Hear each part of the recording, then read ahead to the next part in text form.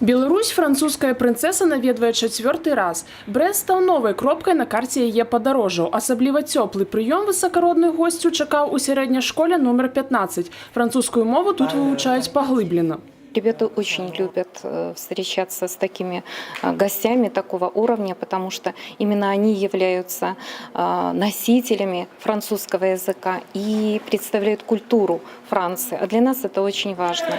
Школьная тэма прынцэсе блізкая. Сярэдняя дачка ў гэтым годзе сканчае школу і робіць выбар будучай прафесіі. Цёплы прыём на маёй французскай мове – гэта вельмі прыемна і пахвальна. За высокім узроўнем валодання французскай мовай стаіць вялікая праца. Я бы хацела размаўляць пра гісторыю. Гэта мае вялікае захапленне. Цікава даведацца, чым жывуць беларускія дзеці, іх планы на будучыню.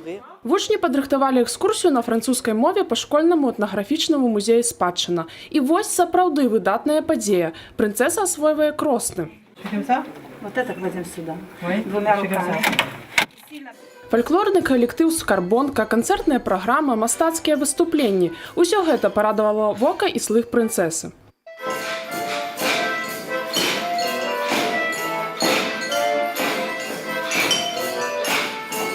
Мы сделали сценку, там просто показаны Елисейские поля, кто там бывает.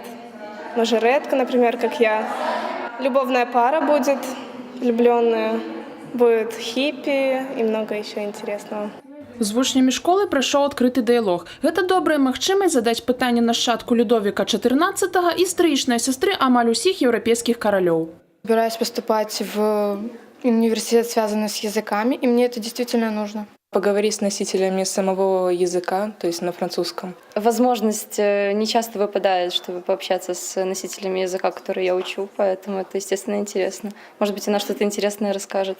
Вечар Таня де Бурбон-Пармская правяла на дабрачынным аўкцыёне. Сродкі, атрыманыя ад продажу лотаў, сярод якіх сукенкі ад вядомага дома вясельнай моды, карціны брэсцкага мастака Міраўлада Палачыча, аўтарскія ўпрыгожванні і прадметы туалету, а таксама адна з мастацкіх работ самой прынцэсы накіруюцца на рамонт і абсталяванне сэнсарнага пакоя Жабінкоўскай школы-інтэрната для дзяцей з парушэннямі зроку.